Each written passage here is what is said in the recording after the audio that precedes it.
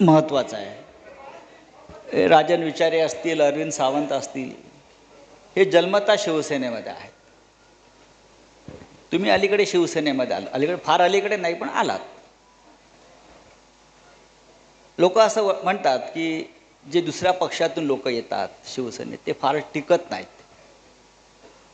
आता ह्या परिस्थितीत सुद्धा तुम्ही आमदार झाला शिवसेनेतून, मग तुम्ही एक निवडणूक हारलात, तुम्ही पक्षात आहात, मग पक्ष फुटला.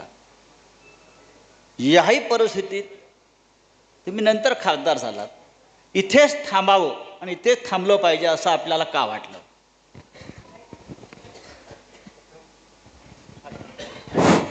प्रथम सर्वांना जय महाराष्ट्र.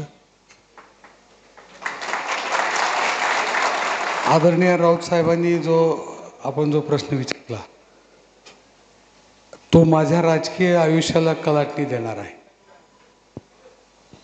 कारण 2009 साली माझ्या वडिलांनी शिवसेनेची उमेदवारी घेतली आणि ते 2700 मतांनी पराभूत झाले. मी तेव्हा राजकारणात नव्हतो, परंतु सगळ्या कार्यकर्त्यांच्या आग्रहाखातर बळजबरीने मी 2013 साली राजकारण करायचं असं ठरवलं आणि 2014 सालच्या निवडणुकीत शिवसेनेची उमेदवारी करावी अशी सर्वांची इच्छा होती. म्हणून मी आदरणीय उद्धव साहेबांना भेटायला गेलो. पक्षप्रवेश करायचा आहे आणि मला उमेदवारी करायची. उद्धव साहेबांनी मला एकच प्रश्न विचारला की तुम्ही शिवसेनेत किती दिवस राहाल?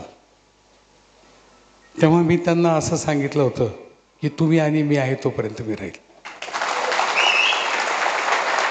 आणि म्हणून मी तेव्हापासून आणि आजही आहे आणि उद्या मी शिवसेनेत राहणार.